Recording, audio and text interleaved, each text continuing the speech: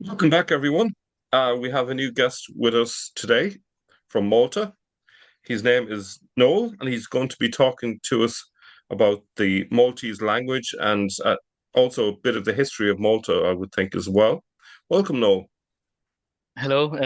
Thank you, Mel, for inviting me here. I must say it's an honor for me to be here, especially after having such great guests as Murad, as Odon Lafontaine, Dr. Kerr, and now there is me here. It's a great honor indeed, and it's also a motivation for me to hopefully I will do a great presentation here, and the audience, it will be useful for the audience and also enjoyable, hopefully. Yeah, I think this might be a first for YouTube. I don't know. Is it? If Yes, anyone, it is. Like, I don't think anyone has ever done anything about the Maltese language on YouTube before, right? There are, but I don't think that there are on this depth, for sure. Yeah. And also, it's a first time for me as well to be on YouTube like this as well. Excellent. Yeah. So we can see there an Arabic language written in the Latin script. How do I was going to say Maltesers. Can you call people from Malta Maltesers? Maltese. There are the Malteser chocolate, but we call our Maltesers chocolate. But we call ourselves Maltese. Maltese. So how do the because in Maltese it would be Maltine. Ah, okay. So how do the Maltese people react to the idea that the Maltese language is essentially an Arabic language written in the Latin script? I think personally, for the most part it's a version, and because we are Catholic, or we were Catholic, and now we're kind of like more culturally.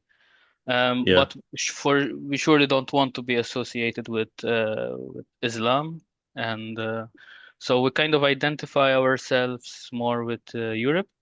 But we also, in this presentation, we also see that it was not always like this, and also how this came about as well. So it's quite interesting route as well that I didn't know about. I want to also tell me. Yeah, well, I suppose I've maybe introduced this a bit simplistically because obviously Maltese language isn't solely Arabic, but it has many different influences. I'm sure you'll probably refer to those as you go.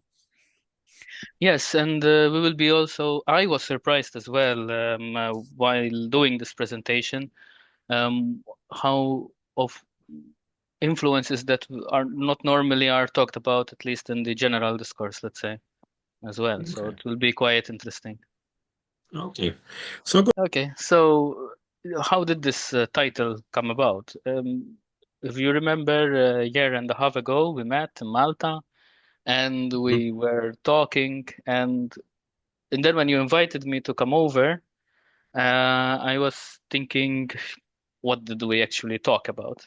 And if I could make a synthesis, a one-liner of what we talked about, what would it be? And I thought, well, the answer would be Maltese, an Arabic language written in the Latin script. So we have to then think about this word then. What should we talk about then? So we're going to talk about Maltese. What is it? And is it an Arabic dialect or is it a language? Because this is also a big discussion, whether it's an Arabic dialect or maybe it's just a language in its own right. Um, we have to talk about what is Arabic, because we're saying an Arabic language written in the Latin script. So what is Arabic? We have to delve into this. What is the difference between a language and a dialect? And also, how come this Arabic language come has come to be written in the Latin script? What was the journey? Yeah. And so therefore we have two teams here. We have a linguistic team and we have a historical team. Linguistic and historical. And to give you a bit of a taster and hopefully whet your appetite, therefore these are the episodes that we are going to do. So today we'll do a brief introduction on what is Maltese, also some interesting definition. I have a surprise for you as well near the end. So hopefully it will be interesting as well. In the second episode, we'll delve a little bit into linguistic terms. For those that are in linguistics, it will be maybe a little bit boring because they know about this, but for people like me that were plunged into this subject a mere year and a half ago, I thought that it would be useful as well for the audience like me, because I am one of the subscribers of Mel, and we talk a lot about language, but we don't talk about how language changes, maybe. Yeah. So I thought it would be useful to add it into this presentation. Then in episode 3, we'll talk about what languages influenced Maltese and how. We'll talk about Arabic, and also we'll talk about Aramaic, and also Aramaic influences in Maltese. In episode 4, then we'll go into the historical theme. So we'll have a brief um, historical overview of Malta and the Arab and Norman periods, and how then from this milieu the creation of Maltese emerged. In episode 5, we'll talk about a very controversial topic. Now, even if you see in the Maltese newspaper, sometimes an article pops up about the nature of Maltese Christians in the Norman period. Who are they? Were they Maltese from the Byzantine period, and therefore they can be linked back to Saint Paul, who, or were they, or were there's a, or was there an interlude, and there were Arabs that came to Malta. Sorry, the Arabs were converted to Christianity, or maybe they were imported during the Norman period. It's a very Yeah. hot topic in Malta, and uh, we have a conundrum, which is why 250 years after the expulsion of the Muslims in Malta, we have Christians that are, well, we assume to be Christians because they were expelled before, and they were named Muhammad. So this is very interesting. And I think that the answer lies in episode 6, which would be we have to look in Norman Sicily. In episode 7, then we'll try to explore why Maltese is the only Arabic language that managed to survive in Christendom. SICULO-ARABIC died, Al-Andalusi Arabic died, but Maltese didn't die. Pantesco died, but Maltese didn't die. So why? And Mhm. finally, in episode 8, we will see we will look into the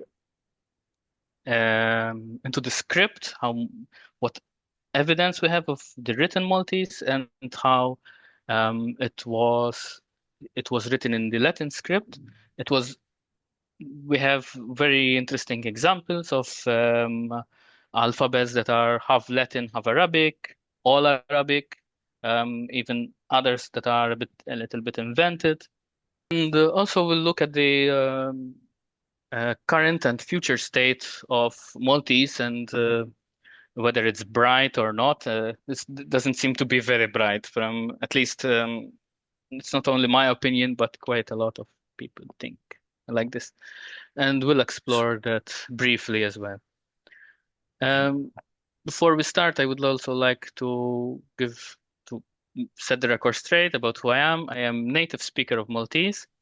I'm not a linguist, but I'm interested in the Arabic roots of my language, which is the Maltese language, and I'm also interested in history and especially military history.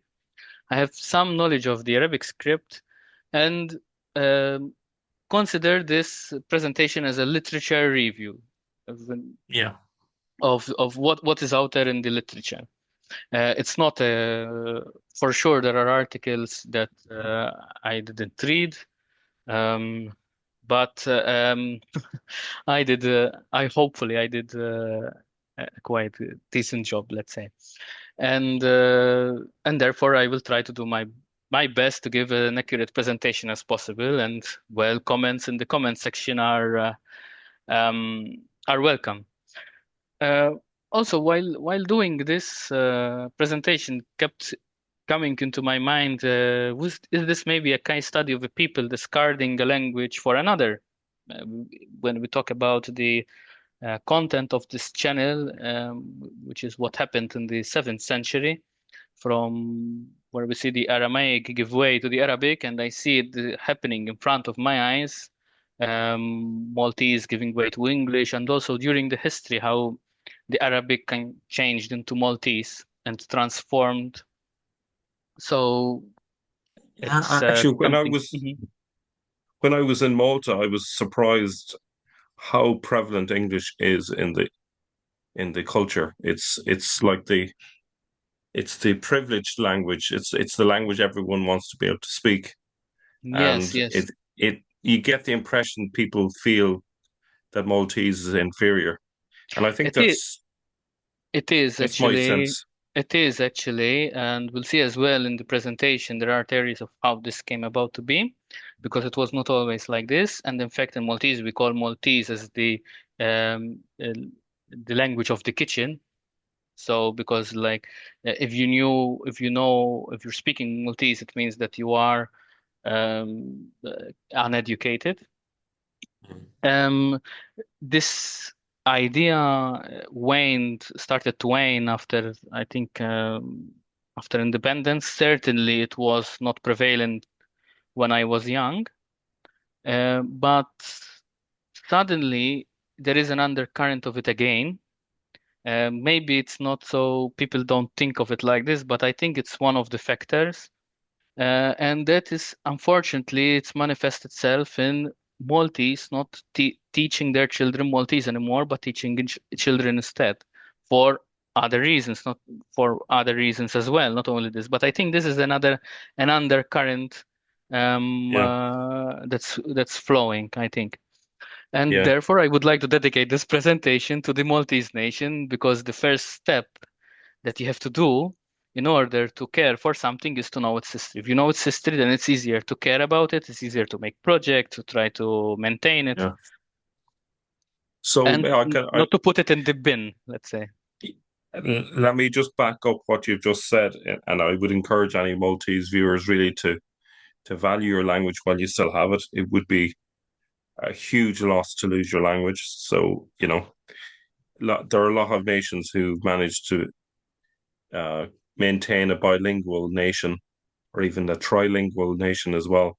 So it can be done, but it starts with teaching your children the language so that they are comfortable in that language. It's very difficult to recover it if it's children become adults and don't really know the language. Exactly, and we have done it for the last since the Arab times. So, because we say it's an Arabic dialect or an Arabic language, but the root is there. So, since the Arab period, we have managed to do it, albeit it's not the same um, language, but still it is Maltese, let's say. Yeah, Let's start to see to hear how it sounds, and I think that it's appropriate, being this a Christian channel, that we start also with the with a prayer. And this is the Our Father in Maltese called Il Missirna. I also took this idea from this really great, it's a little bit of a mini shout out here for this channel, I Love Languages. It has lots of languages and it compares different languages on YouTube. And one of the ways in which it compares languages is by the prayer of Our Father as well. And it has Maltese. It has recently they put Al-Andalusi Arabic as well. I think it was last week. So that was also an inspiration for me. Okay, so let's start. So the cross would be something like this. L'isem tal-Missir, tal-Iben, tal-Ispiritu Santo, Amen. مصيرنا اللي انت في السماوات يتقدس اسمك تيجي سلطنتك يكون اللي تريد انت كيف في السما هكذا في الأرض خبزنا كل يوم أعطينا اللوم اغفر لنا ذنوبيتنا بحال ما نغفر من خاطي علينا ولا تدخلنيش في التجريب إذ دهلسنا من الدنيا أمان باسم تاع المسير وتالبان تاع الإسبيرتو سانتو أمان. It's wonderful. You know what words jumped out at me? Taliban sounds like Taliban as in Afghanistan. Is that just a coincidence or is there a connection? No, it's Taliban. Ibn is bin. It's the sun. It's Oh, sun in Arabic. I should have guessed So that. Yes, bin sorry. Laden is the son of Laden. Oh, right. Sorry. Yeah, I should have Yeah. guessed that Talmizir is father. Talmisfir is the father, yeah. Yeah, But yeah. So does it sound quite Arabic or not exactly Arabic? I think it sounds very Arabic to me, but actually, yes, you're right. Most of it is Arabic, actually. If you but we also have Spiritus Santo, which is the Holy Ghost, which is coming from Italian, Spirito Santo, but also we have Sicilian. So Missir is Sicilian.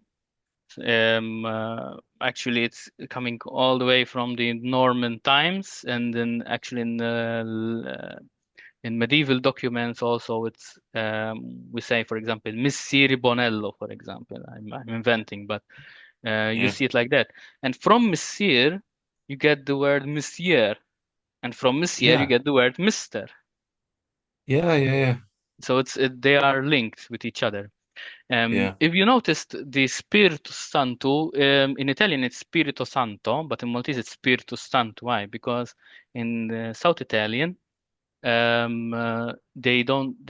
speak with the U, so they would say Spiritus Santo, and therefore that translates into Maltese as well. So when you have Spiritus Santo, it means that the origins are Italian, but mediated through Sicilian.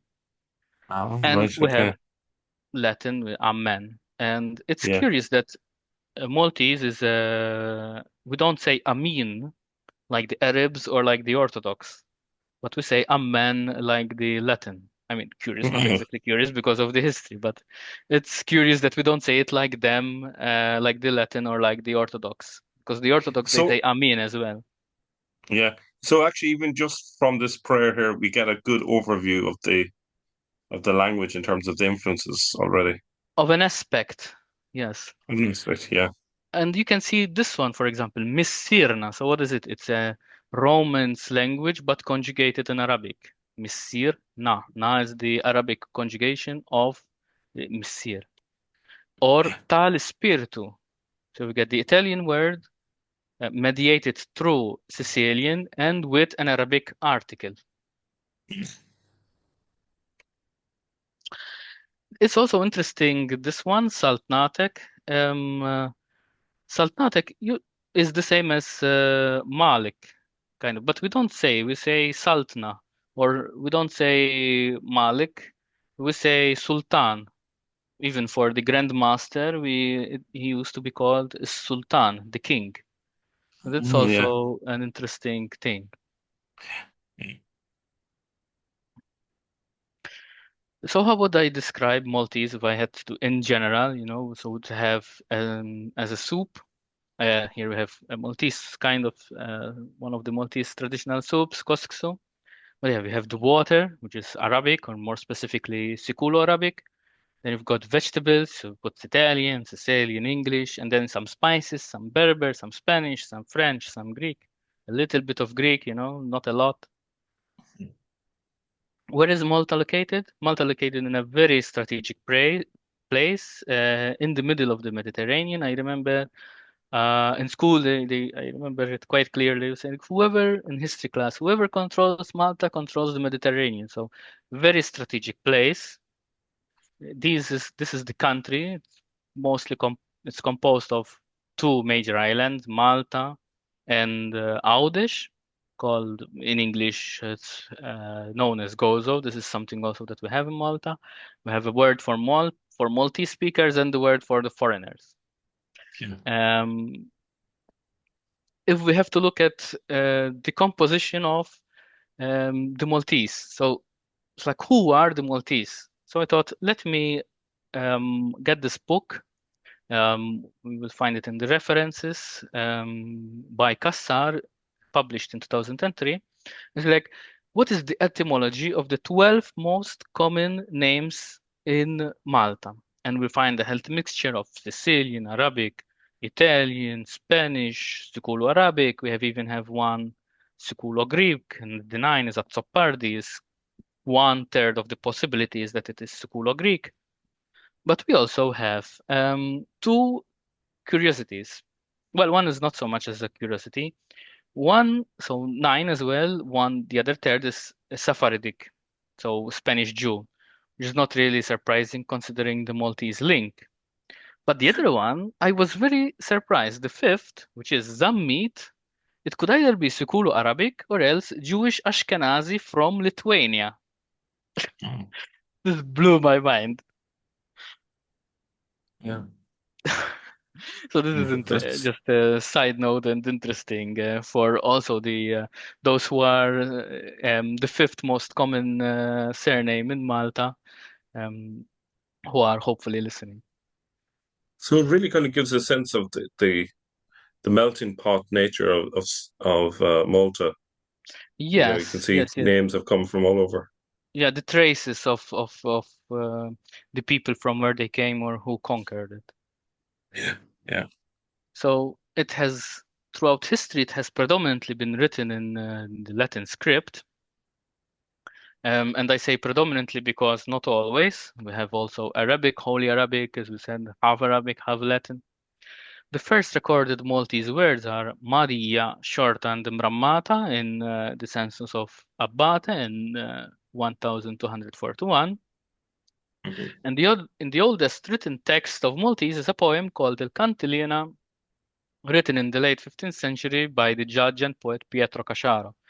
Now, I was in one of Professor Zammit, who is one of the leading Maltese, I'd say, lecturers in Malta and in the University of Malta. And he was saying this about Pietro Casciaro. He said, like, we have only one poem of Pietro Casciaro. So it means, and you don't call a poet a poet, someone who writes one poem. So probably he wrote many poems. Unfortunately, we have only one. So it would be really great if you could find the others. Yeah. How is it?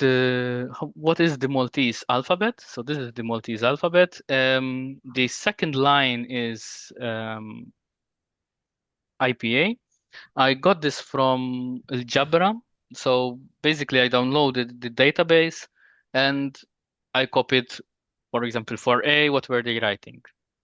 But the Arabic is how you would write it if you would write it in Arabic, right? So this is the Arabic is mostly is mine, you can say. So maybe there may be mistakes, but so and the alphabet goes like this. I don't know, actually, I can do a pointer. Anyway, maybe no, maybe. I can see your cursor. You so can see that my will, cursor. at least will show. Perfect. Oh, okay. Yeah. So, actually, I have it here. Oh, you can do So, even better. Yeah. yeah. A, B, Ç, D, E, F,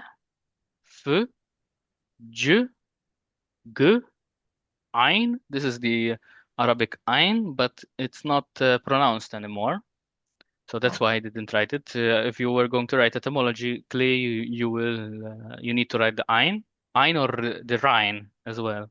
Both are represented by this glyph ein. And this is akka. It's normally not pronounced, but sometimes it's pronounced as a h. This is the h, e, yeah. It's like a e, like biep, for example. In some dialects, I think it would be even called biep, el biep.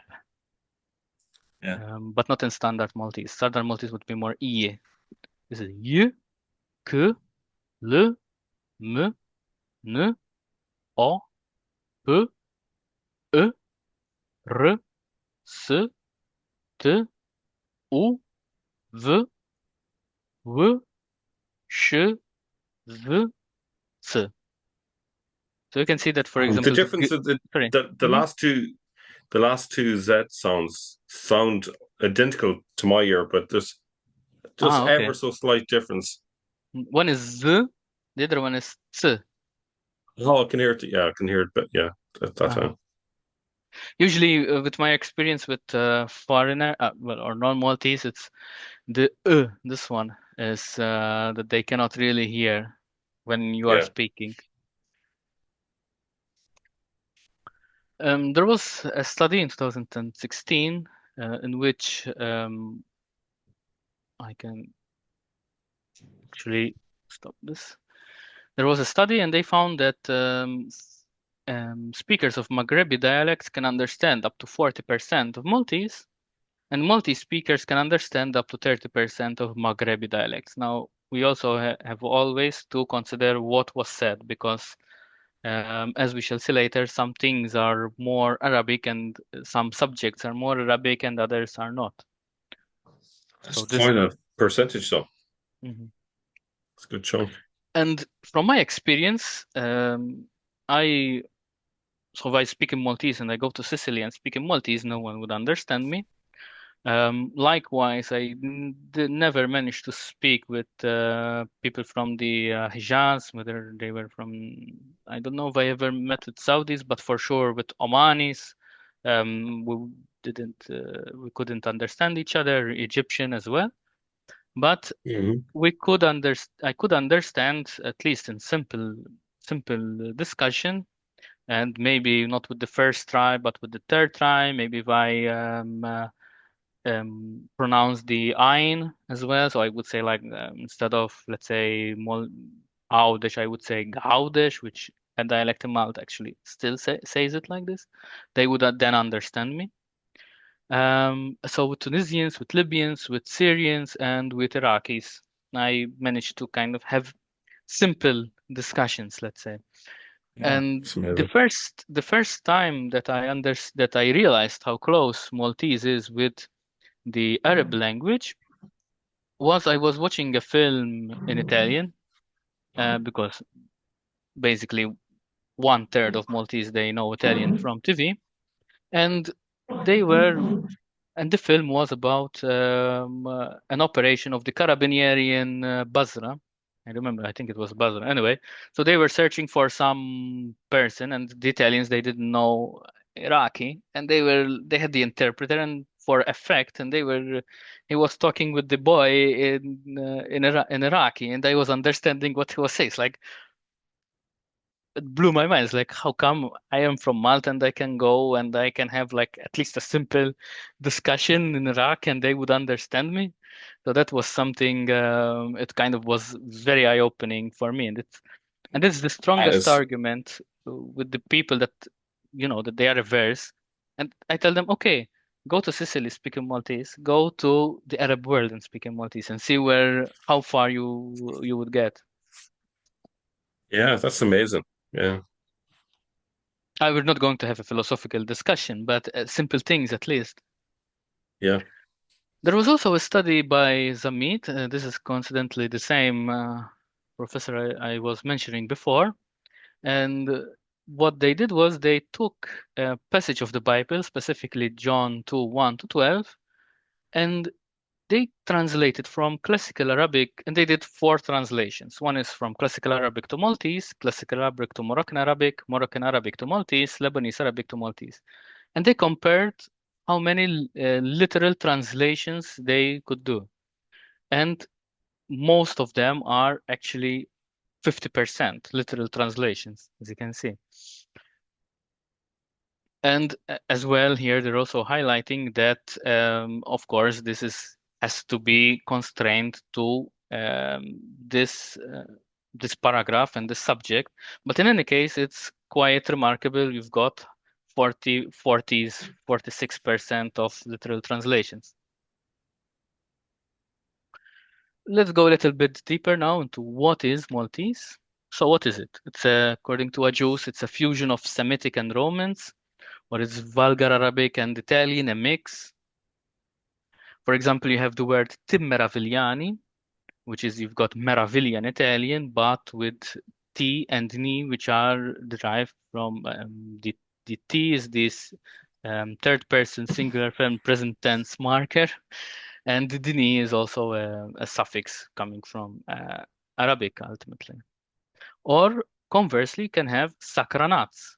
So sakran, which is Arabic, but then with the suffix of contempt, the Roman suffix of contempt, atsu, and in Maltese would be at in this case.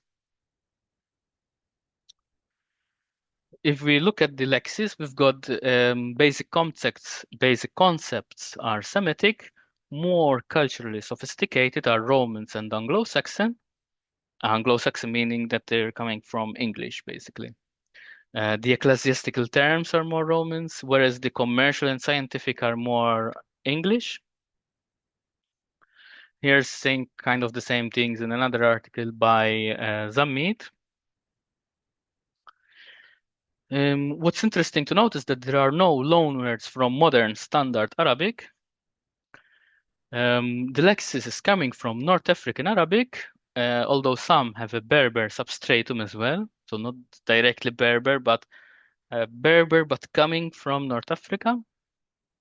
There is also a significant amount of Levantine lexis, and a small number, according to Agius, are possibly Punic before it was absorbed by Arabic. Now, possibly here, bold and italics, because it tentatively, let's say. The Romantic lexis, we have words that are derived from Sicilian, Old Italian, and Modern Italian. The morphology is Maghrebi. You've got some Sicilian and Italian features added to the Semitic lexemes, and the syntax is Arabic. Here we have some other examples. For example, Jibun, the Arabic Jabiya with the Sicilian Uni, which makes it like a big Jabaya. Or in Kayos, the Arabic Nikaya with the Sicilian Uzu. We also, because of our history and because of this change, this language, this Arabic language, this morphing into something Italian and now English, we can say something in both like an Arabic way or an Italian way. So we've got Spiritus Santo, if you remember Spiritus Santo, and we have also Ruhul Odos in Maltese. And actually there is, for the interest of the audience, of the Maltese, or those that are in Malta, there is a priest in Rahal Jdid, in the Capuchin monastery, that he does the mass every Tuesday, if I'm not mistaken, and he Dun Lawrence, and he still says Ruhil Odos. So that's interesting for those that want to still hear Ruhil Odos to this day in mass. We can say Sach or Ciao, Slim or Pachi. Now, this is also interesting. Later, I kind of reflected on it. In the Bible, we have Islamalik, and then we have Il Pachi Miak. And Il Pachi Miak is a calque from Italian La Pace Convoy, Il Pachi Miak. Whereas Islamalik is the peace be with you, kind of like it's derived from Salam Alik, the same. We can say the square, you can say it as Misra or Piazza. person, bniedem, or persona. Bniedem means the son of Adam, ben Adam. Color can be, you can say it as leon or kulur. Tarif and informazioni for all the government workers out there. Yes, it's nice to maybe use a lot more tarif as we used to do before. Sabar or paciencia for patience. Now, there was also a period in Maltese history, I believe it was the 70s, in which there was a push to Semiticize Maltese. And for example, aeroport, they were calling it mityar, or monument, they were calling it mafkar.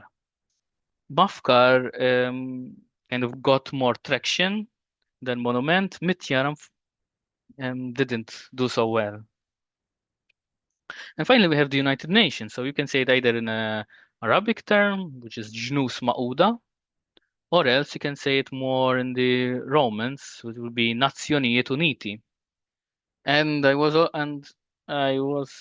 heard also in a minister say Nazioniet Mauda. So taking one word from Arabic, one from Italian, and mixing it together. Now then we have Nazioniet Mauda. You can also, remember this an example from my book that I read in my childhood. That you can say, for example, a sentence, you can construct it more Arabically. So, for example, الطريق الرحل اللي تعطي على المسرح, or else l-strada tal-villaġġ li tagħti għall-pjazza. Although strada is not something that, although the streets were called strada in a period of history, for sure nowadays no, they, it's not used. But the others are quite well used. You can say Rahal village, and it means basically the road of the village that leads to the square, to the village square. So when you go to the university and you hear these lectures, they kind of say this, like, Maltese is a living language, and therefore it survives through the change. So we've got, for example, the word of Arabic origin, tayyib, and then people adopted immeliora, and now they say impruvia. But then there is another side to it, which I adhere, not only me, that look, if you do it too much, then you will not have any Maltese, but you will have just English, as it is happening as well.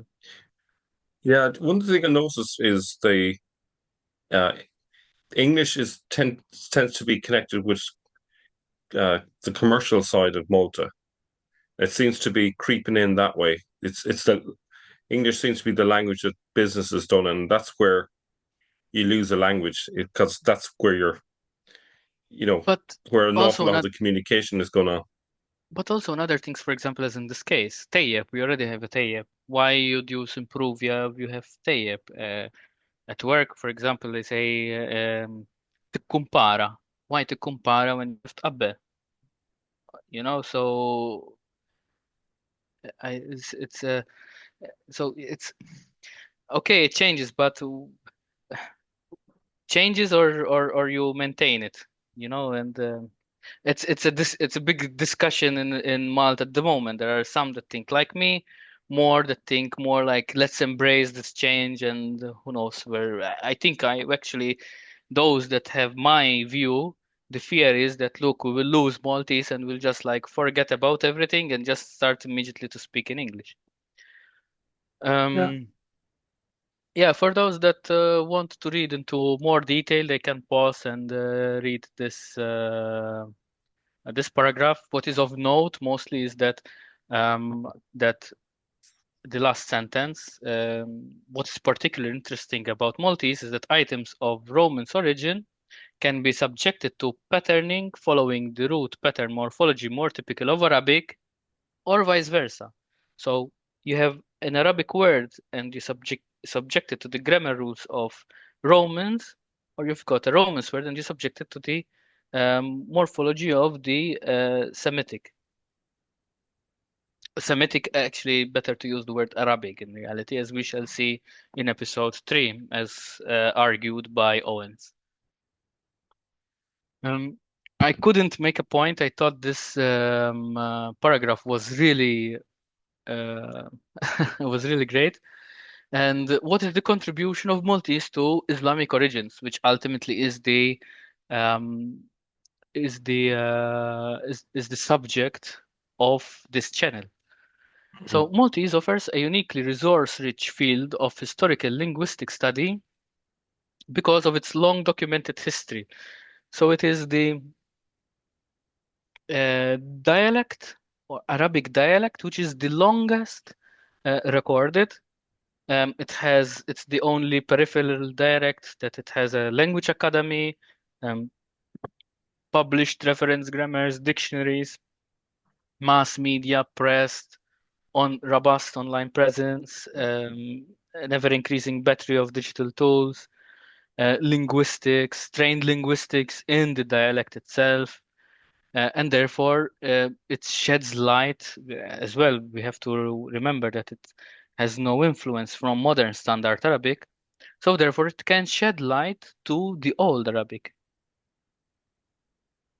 And It's actually going to be very handy when we compare it with Murad's translation of the Quran, because he's come to certain conclusions based on the contextual use of certain words in the Quran. I have But a if it I lines have a up with the Maltese, it would be very interesting, you know. I have well, there is a study of the Quranic Arabic with Maltese, which we shall see in episode 3. And in the end of today, I have a slide especially for Murad and a suggestion on what, not an Arabic, but anyway, it's a surprise that I will leave until the end. Oh, nice. Okay. So it's useful because it's the most recorded of the Arabic dialect. It's a peripheral language, so basically contact lost with the mainland, and a textbook case of a relic area.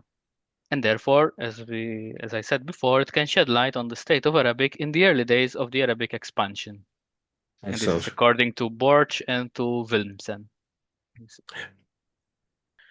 So, how did Maltese come to being? So, according to Consi, you got Arabic stock. From that Arabic stock, you've got the Arabic dialect. And if you take one strand, oops, wrong key. If you take the Arabic strand, one of them, you've you then put innovations of Arabic origin, which were done in Malta in this case. Then you've got innovations of Italian origin, and then you've got what Consi refers as English interference, and then you mix them together and you've got modern Maltese. And because of this, then tracing the etymologies of Maltese words is not always straightforward. For example, if you have Abbati, which means an altar boy, it can be derived either directly from Syriac, Abah, or from Chaldean, Abuch. In Chaldean, Abuch means either priest or abbot. Or else it could have come through Arabic, or it could have come through Latin. This is a bit tricky when you are trying to research an etymology of a Maltese word. And therefore, classic dictionaries of classical Arabic, dialectical Arabic, Sicilian, Italian are indispensable. Modern, if you want, now we'll go on the resources for Maltese for those that are interested. The dictionaries that you need to have are either the dictionary by Aquilina, Maltese English Dictionary. It's the cheaper version. It's the cheaper one, or else you can go to Il Miklam Malti by Erin Saracino Onglod, but this one is 400 euros, so a bit expensive. Online, you can have you can go through this checklist kind of. Um, you've got verb.mt for the Maltese viewers. It's really, really good to know how words are written. Ilmiklam Malti, it's a really great resource as well. They also derives a lot of work from Juzigat. You've got Al-Jallad. This is from where I took the database. It's open, so anyone can download the database and maybe try to do something like I did here, which was an online dictionary. It's just this was like a side project that I tried to do, but it needs a lot of time, and I will postpone it for later. Unfortunately, this is a great resource, but unfortunately, it's not maintained. So that's why I tried to do one, because I wanted to be a volunteer, but we had one meeting and nothing else came out of it. So if you can join them, beat them maybe. I don't know. Or else, so forget Google Translate, and you can go on Facebook. There are some great groups. We've got كلمة المالتي. It's a really great site for those that have any questions regarding Maltese. A double Malti, it's also another great site. Il Malti Madwarna as well, it's really great. And then we've got l'Accademia tal-Malti and the Dipartiment tal-Malti. L'Accademia tal-Malti is kind of the Council of Maltese, and then the Department of Maltese. They have some projects, but I don't know. I don't see a lot of presence personally. Maybe I'm wrong, but one of their projects, for example, is this online Al-Jallad. This is l'Accademia tal-Malti, the website, and this is a Dipartiment tal-Malti, from university, Maltese department. Now, let's go to enough theory. Let's go into the practice, and let's see some intriguing Maltese words and definitions, which are more, which would be, I hope, more interested to the audience of Islamic origins. First of all, I want to start with this one. So, as I told you, Mel, I was also working on reading Sahih al-Bukhari. I was compiling it one by one. I did 75% of it. Whoever Wow. wants it, I sent you the Excel a while ago, and whoever wants it anyway can have it. It's free. You sent me that. That was a long time ago, was it? A long time ago. Yeah. I'll have to look it up Um, again. yeah. And yeah, so basically what you have is you have an Excel sheet of one by one of Sahih al-Bukhari, what it says, and also you can have and you can search. You can search. Also, there are tags. It's anyway. It's another. We're going on a tangent here because it's another project. So and anyway, during my reading, I was meeting this word, Air of Allah, right? For example, we have it in Book 18:154. We have it here in 62147. There is none having greater sense of Air than Allah, and because of that, he avoided forbidden evil actions like illegal sex and other yeah, mostly it's as you can see here, it's sex. And for me, as a Maltese, when you say like Air of Allah, it's very funny because Air and Maltese means jealousy. So as a Maltese, when I say there is none having a greater sense of Air than Allah, it means that there is none having a greater sense of jealousy than Allah. And because Allah is so jealous, he forbidden illegal sex. And this is something that for So me, he's forbidden sex because he's jealous of people having sex. yeah, Wow. I cannot escape it because Aran Maltese means jealousy. Wow. That's incredible. But I don't know if it's read like that in Arabic, if it's because obviously here this is a transcribing of something in Arabic. When I read it, and I read it as a Maltese, um, I cannot escape it. But I don't want to give it too much weight because I didn't go deep into the here, for example, it's translated as self-respect. So maybe it's that what they mean, self-respect. But for me as a Maltese, it means jealousy. Well, you know, in the Old Testament, God is referred to as a jealous God. So there is biblical influence for that. Maybe. But I didn't go into this, so I don't want to go too deep. Okay, some Christian definitions. So Maltese Christian is Christian, Roman Catholic is Nisrani or Cattolico Roman, Nisrani, actually, out of context, it means Roman Catholic. Aħna l-insara means we Roman Catholics. We Masihi in Maltese doesn't mean anything, so we don't say Jesus as Masihi, we say it as Jesu, but we have Msiech, which means wiping, and Midluk, which means to anoint in the liturgy. So, for example, because I know that in Arabic, Jesus is called Masihi because it was the anointed, but in Maltese we don't say we don't use the Msiech, we say Midluk. Yeah. And Jesus is Jesu, from Italian, obviously. God the Father is Allah, written with a capital A. If it's just a generic God, Allah, or many gods, Allat.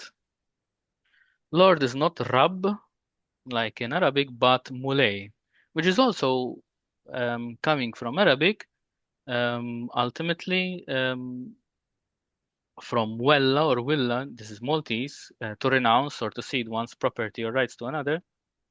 And ultimately from the Arabic walla, which means to appoint as manager, director, administrator, governor, or ruler.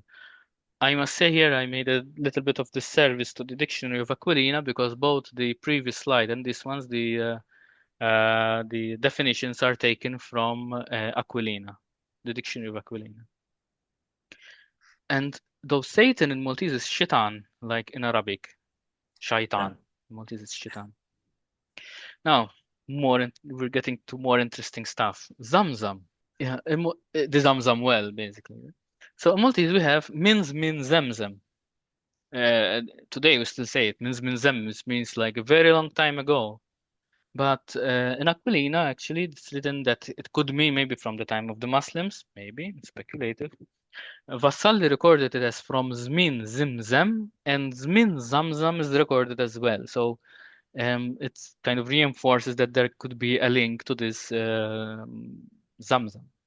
What is also interesting as well, I was hearing Jay Smith with Al-Fadi in an interview, and actually Jay Smith said Hagar, she told when Gabriel dug his knee and the water started to gush out, Hagar said zam zam, that means stop. Yeah. And it kind of was interesting to me because in Maltese we still say zom to mean stop. And Yeah. I would like to ask the Arabs in the audience whether they also say zom as stops, because I tried to ask on Facebook and apparently they don't say zom to mean stop, but we do. We say zom to mean stop. It's if you say stop, the first word that comes to my mind is not zom, it's iaf. But if let's say you are in a discussion and you are not in an argument, let's say, and you want to have someone to stop quickly, you would say stop, zom, zom. Right. So we would say it more in that sense, of harid, harid stop, kind of. If you think, when I think about it, It kind of opens up the question of the etymology of Zamzam, really. Again, where does it come from? What does it mean? We've seen lots of different explanations for it, and we're still. yes, We're this still actually Jay Smith said it, that Dr. Smith said it, that Hagar said zam. I didn't have enough time to go through to verify or not verify or whatever, but it was interesting to me that we still say zom, which is zam, Yeah. basically it's the same, right? Yeah. Stop, as Hagar did in the story. Well, I suppose that's And the standard Islamic narratives yes, explanation for the origin. exactly. What But it would be, what I'd be interested in is the fact that Zamzam was used in the 8th century to refer to the Zoroastrians. yeah, So I'd yeah. love to know where the connection is there. It's still a bit Mm-hmm. blurry, but yeah. Yes, for sure. We're talking here about the sin. talking about this Al-Fadi, I forgot something as well during the previous slides with the when I said the mutual intelligibility of Maltese and Arabic, and so it never occurred to me that Al-Fadi means because he wants to save the Muslims from Islam. And when he started to explain the name, I said, yeah, Il-Faddei.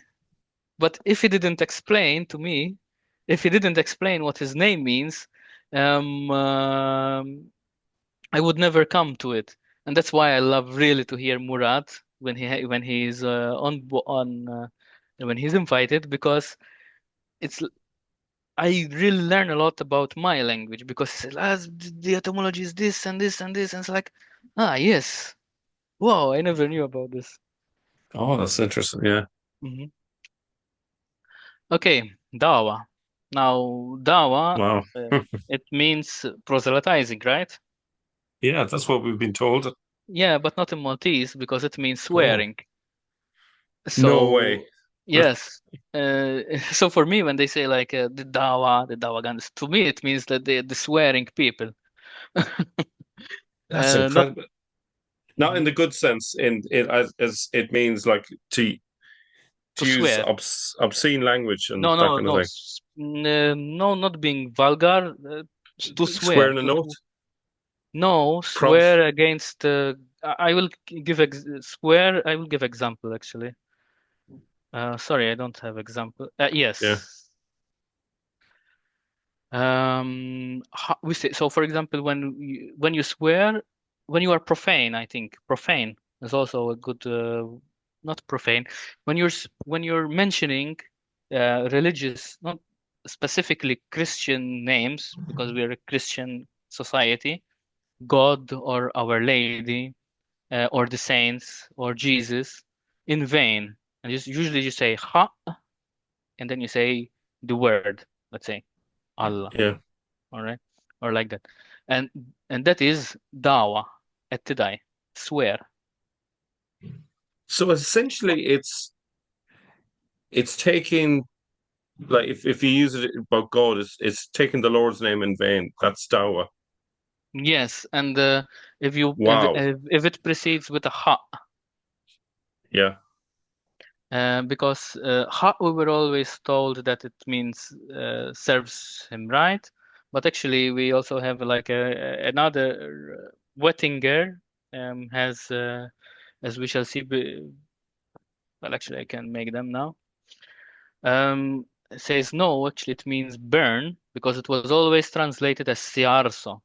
So it was perceived as justice, but no, it's not as it doesn't mean it's not a swear word, because in religious class I remember we were told that when you say ha and then Allah or whatever, it's a swear word because it means justice to God, and you cannot say justice to God. But actually no, Wettinger says it means it was always translated as sia arso, and therefore it means may it be burned. Or at least that's how I am interpreting what he's saying here. right. And That's incredible. and for example, in Richard Burton in the 19th century said that a favorite Maltese curse is "Yahrak kiddisek man rabbak," that means burn the saint who brought you up. And actually, I asked my aunt, it's like about this Yahra. Maltese now we say Yahra, but it's the same as Yahrak. And she says, yes, when she was young, people were saying Yahra as well. So even when she was young, it was not in conjunction with a religious name, but it will say like Yarha, and then it Do now you is know? lost. I see a lot of overlap with the Babylonian incantations because they were all about cursing different things. Wishing bad, like to say may it be burnt. Like that's a perfect example of incantation. So that is incredible. So Dawa could be viewed as a way of referring to curses in the sense of incantations as well as just obscenely referring to holy names or holy things. But here, I don't know. to tell you the truth. Because here, for example, it's burn the saint who brought you up. So it's is it an incantation? I don't know. Yeah, well, it is essentially a Hmm. curse. It's Okay. basically, Yeah, it is a it's curse. Yes, basically, yes. it's calling, it's calling on the forces of evil, I suppose, to do Hmm. something bad, Hmm. to something like to burn the saint or whatever. So, yeah, Now that you're mentioning this, I had a Syrian friend, and he told me that I don't know, maybe in the audience they can verify this, and he told me that the Syrians are the more of all the Arabs, the Syrians are those that cares the most. So maybe it can be another lead. I don't know. Maybe we are reading too much into it. okay, But for me, the thing for me that when the Dawagandist, it well, for me, what I'm hearing is swearing. And for those that yeah. maybe if they say dawa, it's a little bit too obscene for them, they would say salli, which is when the Arabs are praying. So we say if for you to say hamur nidai, Mr. Murnidai, they hamurin salli. Yeah. This is interesting. Deen from Arabic as well, religion. And according to Aquilina, it has a negative connotation as it appears unchristian. And this is the same as in Syrian Christians. And here is the definition that he gives. He gives another curse. أخرق دين السنجك تيك. So burn your faith or burn your flag or your standard. Sun is a saint. So Sanjak, maybe it was like not to be too obscene and say San Joaquin, for example, Saint Joachim. So the word Dean there Mhm. itself, is that the word that means burn, or is it the faith that is? No, faith. Akhra It's okay. is burn. Akhra. Ahra. Okay. Yeah. So yeah. So it can be referring to religion potentially a negative way, or it could be used positively as well, could it? The now it's lost, Dean. So I was Yeah. looking it up into the dictionary to see if it exists or if it ever existed because it records words, toponyms even. Yeah. So I was surprised to find it there. Not well, in retrospect, not really surprised, but it is there. It was used, Dean, to mean religion and also natural disposition. So bni Adam ta din hazina, wicked men. So it has basically two Hmm. definitions, religion or natural disposition. Now, more Okay. interesting stuff. This is the really here is the this is the part that I really wanted to talk to you about. Oh yes, I Now, remember this. yeah, I remember this. It's from the Qibla arrows, the poisoned Qibla arrows by Agius. Now, while I was and in that series, we started with the Qiblas. The first episode was about the Qibla and this overlap of Islam and Judaism. And I was preparing for this presentation, and I met this in this book, Il-Malti ألف سنة storia, that in the notarial acts of Giacomo Zabbara, synagogues in Malta were called mesquita. And I said, like, wait, in Spanish, it means mosque. And I remember that it was in that presentation it was presented as mezquita, but in reality, in Spanish you read it as well. I have friends that spell it out as mezquita. So mezquita, mezquita. But I was talking with another Spanish friend of mine from Valencia, and he said actually it should be pronounced as mezquita. So in Maltese it's mezquita, and in Spanish it's mezquita. This is the Oh same. yeah. Yeah. Yeah. And in Spanish it means mosque, and in Maltese it means synagogue. Yeah. So I That's was thinking, incredible. like what what's going on here, and maybe like yeah, AJ Hughes is on to something here. Yeah. And actually, again going to Aquilina, we find that the word mesquita is actually recorded as mosque in the 1750s, so in mid 18th century. Now, Is it only in Malta that we have synagogue that that means, or let's go to the Grand Synagogue of Palermo. I think I gave the game away here, which is this one. That's the synagogue, the Grand Synagogue of Palermo, which lies in the Jewish quarter. Yeah. Was built by Sephardic Jews with close contacts with the Maghreb. Now is used as a synagogue again, and it was Yeah. described by Benjamin of Tudela. This one we all said Oh, it right. before. Yeah, yeah. And it's called La Mesquita de Palermo. So it's not only in Malta that we have mesquita, which has which means also synagogue, but also in actually the Grand Synagogue of Palermo, the one that Yeah. Benjamin of Tudela saw, is called also mesquita. So I suppose the Sorry. question that Hmm. arises is who called their building a Yeah. mesquita first? Was it the Yeah. Jews and then Hmm. borrowed by the Muslims or vice versa?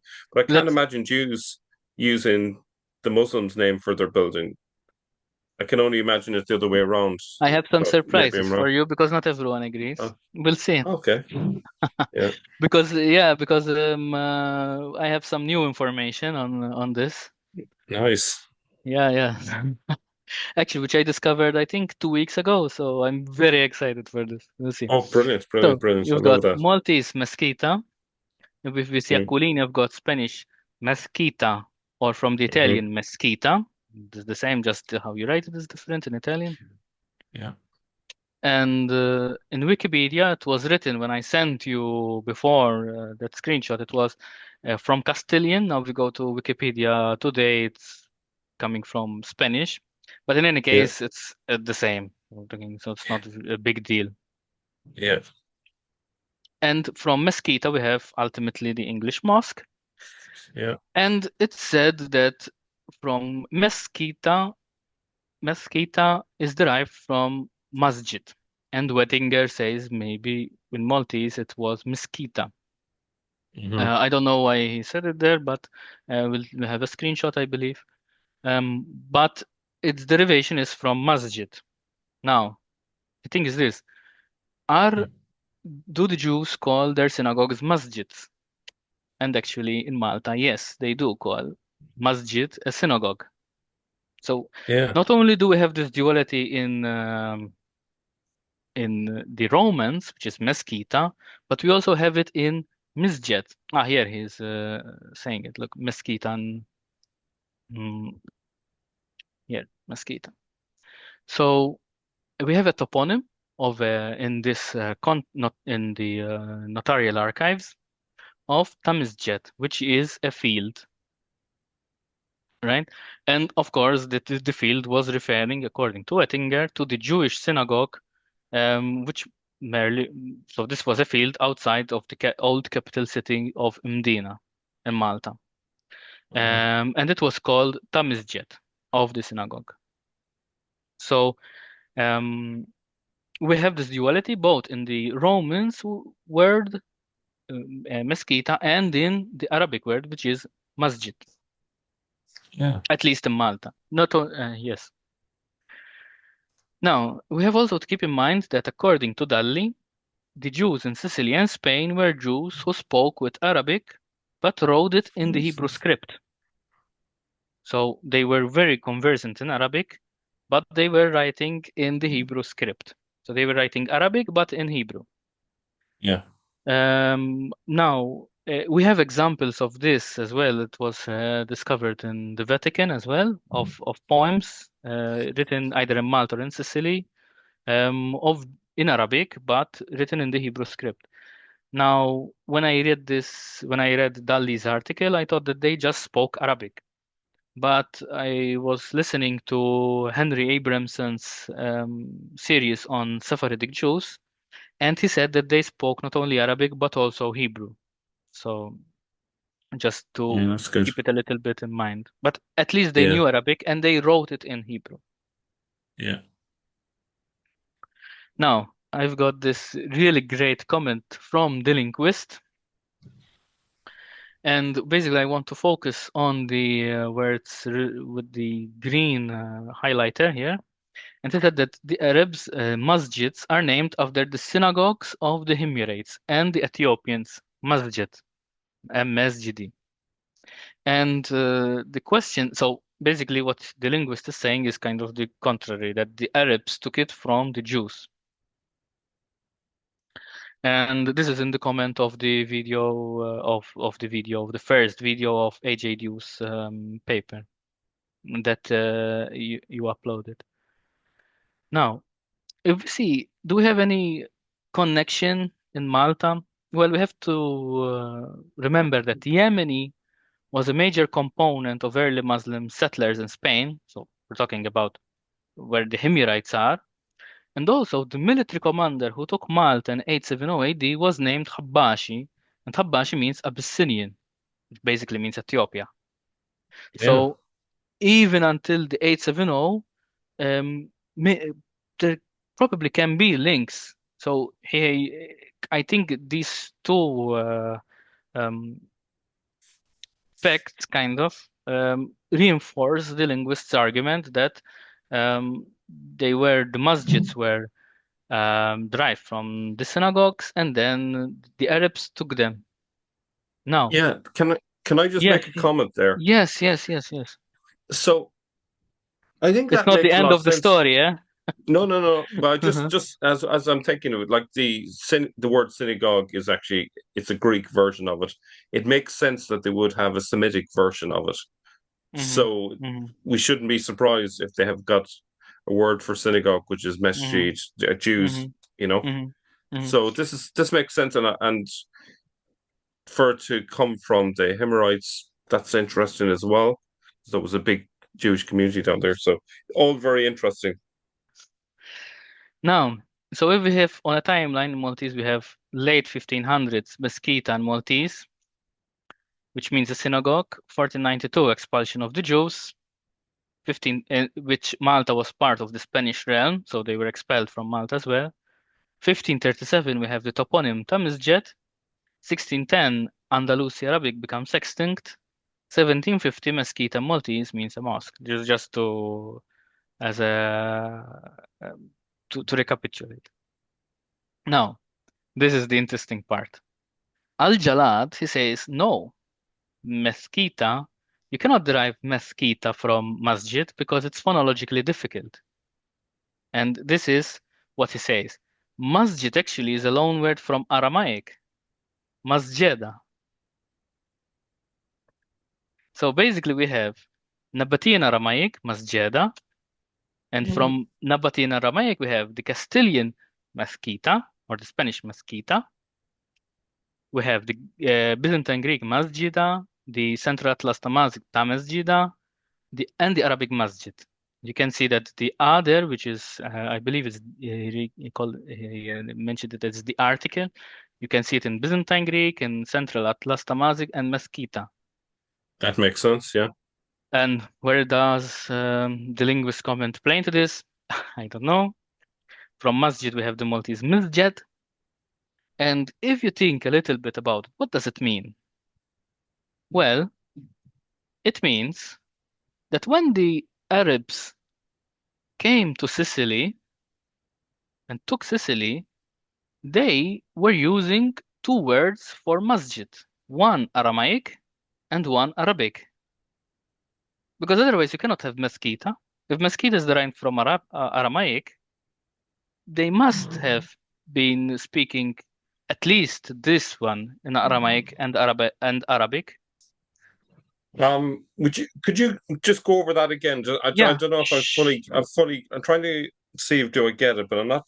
Just that this last one. bit, just Ah, on the, just on this here. So yes. I'm trying to think of in terms of like a potential timeline here, because I think you're trying to. I think there's a big point here. So Hmm. By the 750s, Aramaic was still playing a big part. Well, at least not playing a big part, but it was certainly playing a part because um, uh, um, they were calling their place of worship as masjid. Sorry, in Aramaic, masjeda, not in, and also in Arabic. Okay, so they were in both Aramaic and and Arabic. Arabic. They Yes. were referring to the building as a masjid or a masjida. Yes. So so how come then uh mosquita or mesquita came into explain that then? How did that Because develop in Malta? Miss in Malta. Well, it could be that it came later because the attestation, the first attestation is in 14 14 something, right? So ample time for it to come from Sicily. Sorry, from Sicily or from Spain. Remember that Yeah, Malta was part of the Aragon crown from the 14th century, so 1300s basically, yeah, until um, uh, part of the crown until 1530s directly, and then when it was given to the knights, as well, it was kind of, well, nominally. Then there were, okay, the political situation changed, but until 1798, kind of, there was at least this link with Spain. hmm So I don't see it as much of a problem because you had 1750 Malta was still not under the Arabs. Sorry, did you 1750. say 750 or 1750? Sorry, 750. 750. 750. 750 here. This is the date, 661 to 750. This is how they expanded. Uh-huh. Yeah, I'm trying to kind of Mm-hmm. see if I get it all. Mm-hmm. Um, so presumably in Malta, the Arabic word first came, the masjida, I'm and then the talking about, mesquite. because you're linking it with Malta, right? Yeah. So I would say presumably, forget Malta for now. okay, right. Think about Spain. Think about Spain, 750. Yeah, 661 till 750. This is the period that from 661 they were here. The Arabs were here. By 750 they were yeah, here. So in yeah. this period, or who knows, later maybe, the Aramaic masjida turned into mesquita.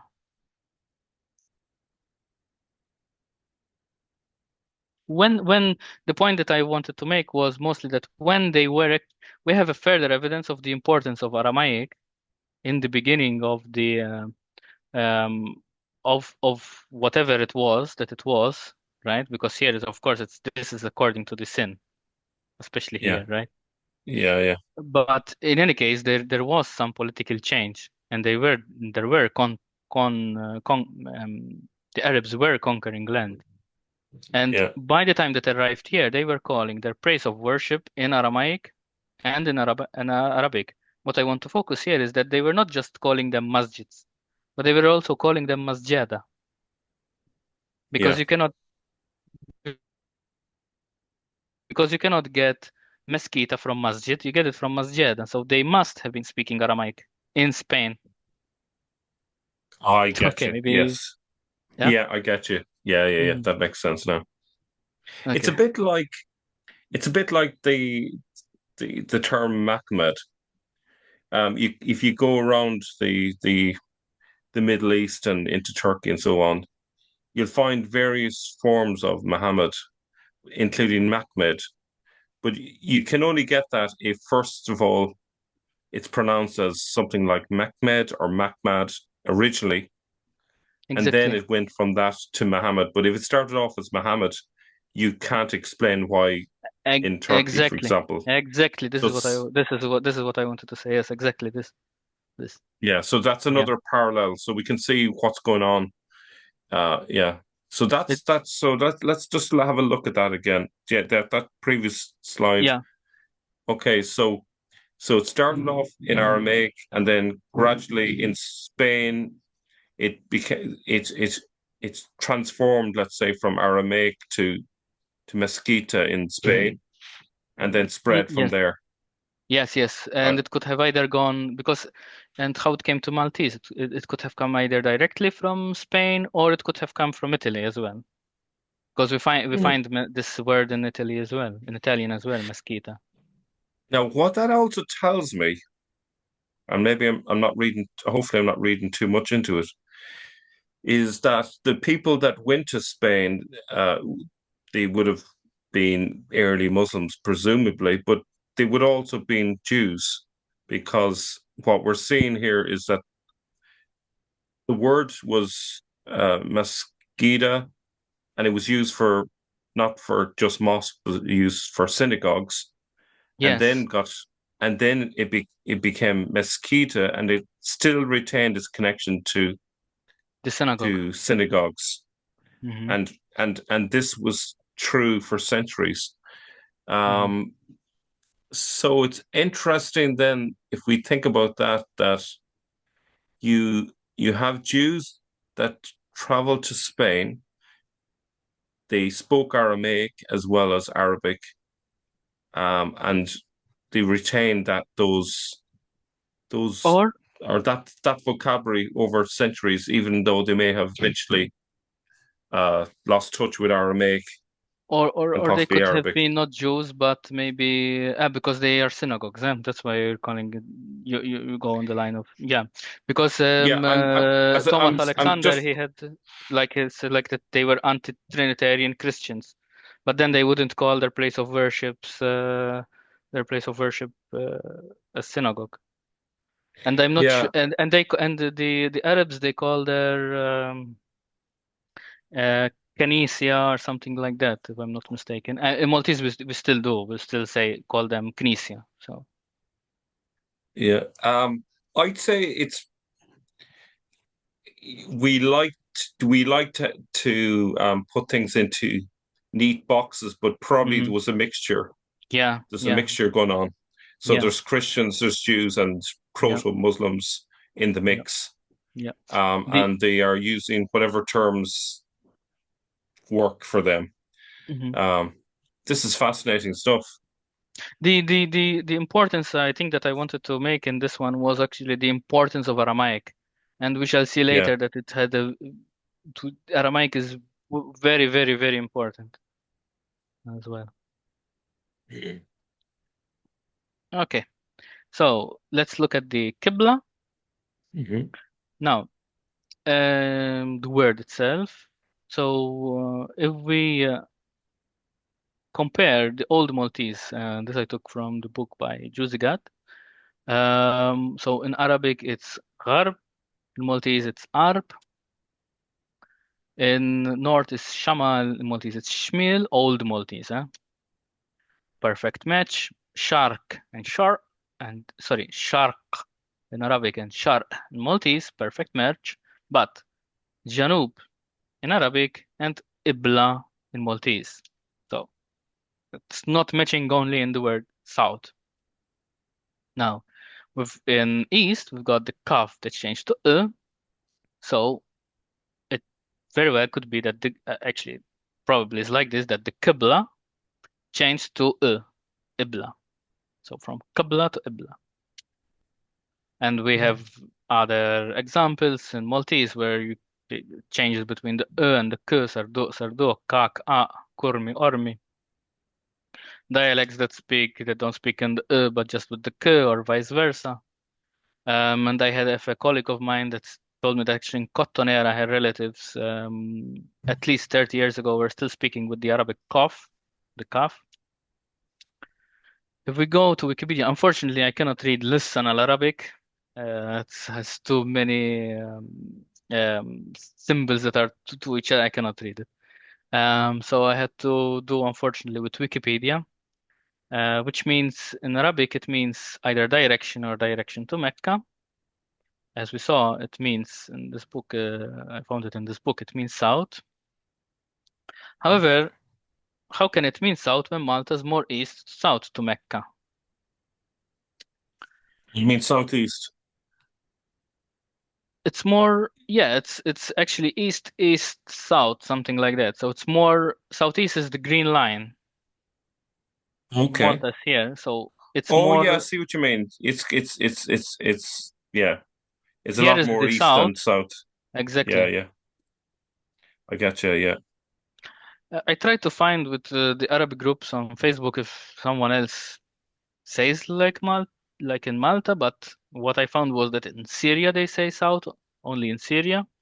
And here we have this comment by Ibrahim Saleh. Mm. Um, and maybe it's also, and then we have also then Gibson's theory of the south facing Qibla, if the measurements are correct. If we look at Aquilina, we see that also there is maybe another definition for it. Maybe it could come from the Scirocco, but I'm not very convinced because this wind, which the Libyans called Ghibli, if we go to weatheronline.co.uk, for example, it says that it's a hot, humid southeast to southwest wind, and this is important, that originates in North Africa or south of the Alps. So it, I don't see it as being as the Scirocco wind has anything to do with it. I'm not convinced. Um, Can I throw in something into the yes, mix here? yes, yes, Okay, so where generally would we find Aramaic speakers? So obviously Syria, uh, yes. northern Iraq, and certainly a little bit further south. So let's say predominantly the Aramaic speakers, they're north of Mecca, but they're also north of Jerusalem. Hmm. So my theory might be that they're in the early days they were praying towards Jerusalem, which would be directly south for them if they're living in Syria. And that became the tradition. That's how they would have viewed the direction. It's just they're praying south to Jerusalem. Hmm. And maybe that meaning got retained in the early days while it was still before all the big changes happened. So we're talking the 8th century, maybe into the ninth. So we'd say the 750s. That would still make a lot of sense. But it's the idea Qibla means facing south somehow got isolated in Malta and retained, and yet it changed its And meaning in elsewhere, Syria as which is well. fascinating. Hmm. In And what? in Syria, it's retained as well. Oh, so Yes, yes, actually, yes, in Syria it means that as well, because that's yes, like I yes. I didn't actually hear. I missed that bit that you had Ah, said, but I okay, actually. sorry. So I'm just deducing, thinking No, no, about no. how. It means if I go back to the comment. Yeah, So this guy is saying in the coastal region, Ibla. So he's saying in the coastal region, but I yeah, met two guys from Homs, and they confirmed yeah. that even in Homs they use it as south. South. I think it makes sense in terms of Jerusalem. Yeah, and You yeah, know, Homs though but would be a little, but then again, people can move. It's lots of time yeah. passed, and there is another thing actually that Mm. you reminded me now that you're mentioning it. 750. Dan Gibson Yeah. says that all of these mosques that he measured are prior to 750 as well. Right. Yeah. Yeah. So Yeah. how does this play in? Yeah. Well, hopefully someone comes with an answer. Yeah. Yeah. Uh, That is interesting. Yeah. Yeah. Yeah. yeah, so basically this is what we have here. This is the mapping of where I found the other places that say Qibla. Um, and this. What is interesting that we don't use Qibla in Maltese anymore. Now we say Nofsinhar, which is a calque from the Italian Mezzogiorno. Nofsinhar. Yeah. So it means the midday, basically, All right. Okay. today. Yes. So we don't say Yeah. Qibla anymore. Now Yeah. I Yeah. come to the last slide. I hope that these words may interest Murad, hopefully. You'll find them useful. So the interest when Murad really started to that lit the fire kind of me, let's say, was with this word. He said on your one of the sessions that you had together that Sheikh in the Quran or in English when they see this word here they say Sheikh or like this, but he said in Mm. Arabic it's Sheikh. And Sheikh in Yeah. Quranic Arabic means old man. And that Yeah. was kind of like, even in Maltese. Oh Sheikh, yeah. yes, Sheikh in Maltese means old man. But actually, if in certain dialects, they don't say Sheikh, they say Sheikh. Sheikh, Yeah. they say. Yeah. So we don't have the Sheikh, let's say, the definition that comes to my mind. We just have that one, old man. So we Like still elder retain in a this way. one. Sorry? It has a kind of parallel to elder as well, maybe. Like Yes, yes, it's elder the as well. leader of Yes, yes. community. Yes, yes, yes, yes. Now, this is another different thing. So in Christianity, I forgot I think, yes, it was Murad as well that said it. In Christianity, Bshara means the good news. But in Maltese, it's not Bshara, but Il Bshara Taiba. So therefore, and in our mind, it was also Bshara is just news then, because I mean we don't use it anymore, but we know that Taiba is good, so we know that Pshara Taiba means the good news, so Pshara is news. And therefore maybe if there is Pshara Taiba, there may be also Pshara al-Hazina, which we don't use a lot, but actually there is a Pshara Hazina according to Aquilina. But what I wanted to highlight here is this, that although in Arabic Christianity it's Pshara, the good news, it's just this one. Yeah. In Maltese, no, we say Il Pshara Taiba. I read this in another book by Josgat, and he was talking about Rababali. Now, Raba means agricultural land, and Bali in Maltese means agriculture. Rababali, agricultural land, which is not irrigated. And Josgat says, Bali, maybe it refers to Baal, which is the lord of infertility. Now, Wow. yes, so and he actually says that we actually shouldn't write this ein here because this ein, if I had to read it in Arabic, I think it would. Now I'm not an Arab, so maybe I'm getting this wrong, but it would be like something like Baali, something like. But actually, it's Yeah. Baal. As in Maltese, we pronounce it Baal, Bali. So he Yeah. says like maybe it harks back to Baal, to when the Arabs came.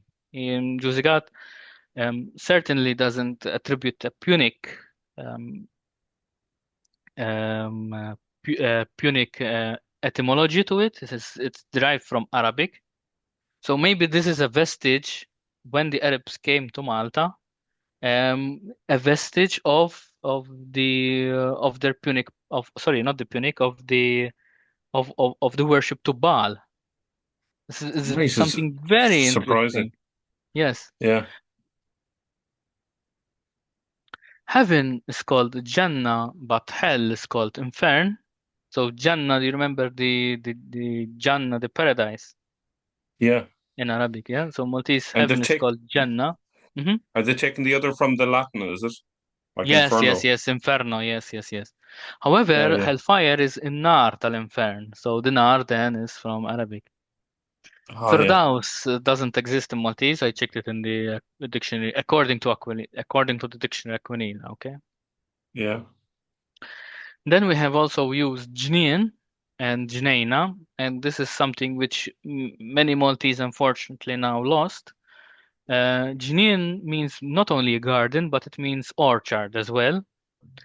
Yeah. Um, and actually, I asked on the Facebook groups of farmers in Malta, and they confirmed that actually the old farmers they still use Jnien to mean orchard as well.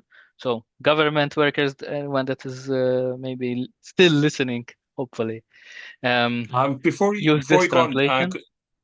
could you explain Firdaus? Sorry, what does Firdaus. that mean? Or Firdaus? Al-Firdaus means, if I remember correctly, it's something in heaven, but I forgot exactly what it was now. But it was I think it was in Sahih Reward or al-Bukhari. something? It was the heaven, if I'm not mistaken, but I'm not Right. Okay. 100% sure. Yeah, we can add a note later. Yeah, and this one was the word. So that Arish. So Arsh is the temple. Sorry, not the temple. Is the throne of Allah. And I remember there was a comment about I think probably because it said like Arsh, Arish, but since you didn't know Maltese, you couldn't um, spell it as Arish, but it's Arish, but it has nothing to do. It's just cottage. Now this is where I wanted to go to finally. So with when he was speaking with Lloyd de Jong, he was saying, Murad said that Salah Allahu alayhi wasallam. Well, first of all, there is on Wikipedia there is a page that it's a Jewish there is a Jewish equivalent for this for Sallallahu alayhi wasallam, and it is commonly translated as peace and blessings be on Muhammad. Now, first of all, it's interesting that there is a Jewish equivalent as well to this, to the when they write PBHU after Muhammad. I just wanted to say that there was like it's interesting that even in this there is a Jewish equivalent. And it's so there's a Jewish equivalent, and this is a phrase that's used in Malta. No. I'm misunderstanding you No, there. no, no. This is just a side note that I encountered by chance. What I wanted to say was this, that actually Saint Murad says you shouldn't Salah Allahu alayhi wasallam shouldn't be translated as peace and blessings be on Muhammad, but Allah prayed on him and let go. All right. Okay. Now, in my Maltese ears, Salam it doesn't translate as let go, but as greeted or gave regards. Sallam. So in my Maltese years, I would say Allah prayed on him and kind of gave regards, or he said like bye, something like that, So like when you meet someone in the road briefly and you say Sallim lu tala, Sallamu tala, like he greeted and It, he continued to go on his way, kind of. yeah. In Spanish, if I'm not mistaken, salir means to leave. So Yeah, it could, if I'm not making too much of a jump here, you say I goodbye. You say when you leave, you say goodbye. You say God be with you. Like but that's literally but where English comes from. but the thing is this, rather than salir, the Maltese will have sallam. Yeah. I don't know in Oh, Arabic. oh, yeah. It's more direct, obviously. Yeah, yeah, yeah. Yeah, And if you had to write it in Arabic, it would be the same between salam and sallam because and you write them the same. yeah, yeah, So yeah, so I don't know in Arabic whether it makes sense or no. It would be yeah. interesting to know if it makes sense or if it doesn't make sense. But in my So, Maltese ears, it would be salam would be very close to sallam, and it would be Allah prayed on him and greeted him. And that kind of makes a bit yeah, maybe it's easier to imagine as well, rather than let go. Allah absolutely. prayed on him Yeah. and let go, like and he said bye, greeted, and like that. Well, That's the end of today. yeah. It's interesting with the debate about Allah prayed to him or Allah prayed for him. Remember that debate? Yeah. So, this has been epic. Noel, thank you so much for this opening episode. It's a lot to take in, a lot of content. So thank you so much. Thank Any you. final words? Yeah, I hope it was. I hope the audience is still here, and I Yeah. hope that they found it interesting. And that's it. And I hope that they enjoyed it as well. And I am looking It's, forward to the comment section. yeah, absolutely. Yeah. So thank you so much. We will arrange another date to record episode 2. So thanks a lot for Yeah. coming by, and we'll see you very soon. Thank you. Thank you. Bye bye.